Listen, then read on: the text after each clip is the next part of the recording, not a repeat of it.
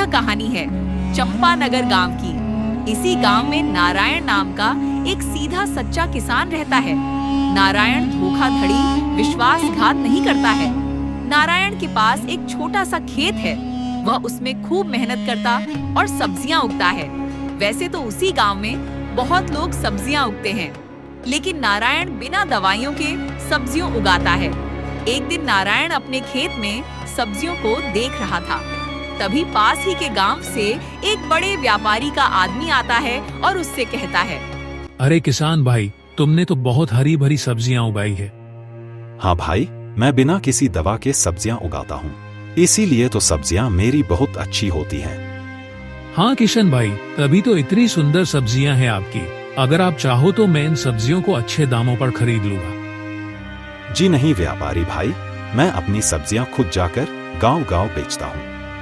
मैं यह सब्जियां आपको नहीं बेचूंगा। अच्छा ठीक है किसान भाई, अगर आपको कोई जरूरत हो तो मुझे याद कर लेना। व्यापारी वहां से चला जाता है और नारायण अपने टमाटर की सब्जियां तोड़कर घर की ओर आ जाता है। अगली सुबह नारायण अपनी पत्नी से कहता है, सुनो भाग्यवान, मैं सब्जियां बेचने के लिए पास के गांव जा रहा हूँ। मुझे आने में 2-3 दिन लगेंगे। इतना कहकर नारायण सब्जियां गाड़ी में भरकर ले जाता है। चलते चलते उसे शाम हो जाती है तो वह सोचता है, अब तो सूरज भी ढल गया है। अब मुझे आगे नहीं चलना चाहिए। मैं यही किसी शरण में रुक जाता हूँ। नारायण इतना सोच ही रहा था, तभी वहाँ वही व्यापारी आ जाता है और कहता है, अरे किसान भाई, तुम कहाँ जा रहे हो? व्यापारी भाई, मैं पास ही के गांव जा रहा था, लेकिन अब तो शाम हो गई है। अब मैं यही किसी शरण में रुकने की सोच रहा हूँ।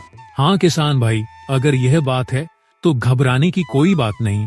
अगर आप चाहे तो मेरे घर शरण ले सकते हैं। आपका बहुत बहुत धन्यवाद व्यापारी भाई। नारायण अपनी सारी सब्जियों की बोरी वहीं रखकर सो जाता है। अगली सुबह जब नारायण सोकर उठता है तो देखा है उसकी सब्जियों की एक बोरी कम है। व्यापारी भाई, मेरी सब्जियों की एक बोरी काम है, कहीं आपने तो नहीं ली?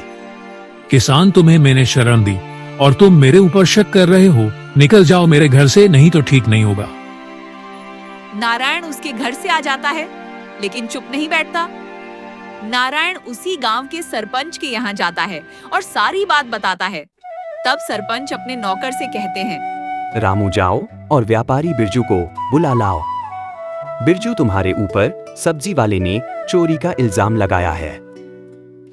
नहीं सरपंच जी, मैंने इसे अपने घर शरण दी थी।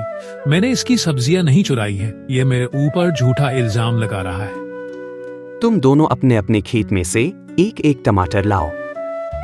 इतना सुनकर दोनों एक एक टमाटर लाते हैं। फिर सरपंच टमाटर लेता है और कहता है, तुम दोनों के टमाटर एक ही खेत के हैं।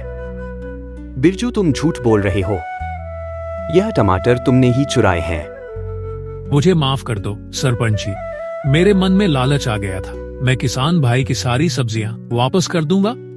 बिरजू नारायण को उसकी सारी सब्जियां वापस कर देता है। सीख, हमें लालच नहीं करना चाहिए। लालच हमें ले डूबता है।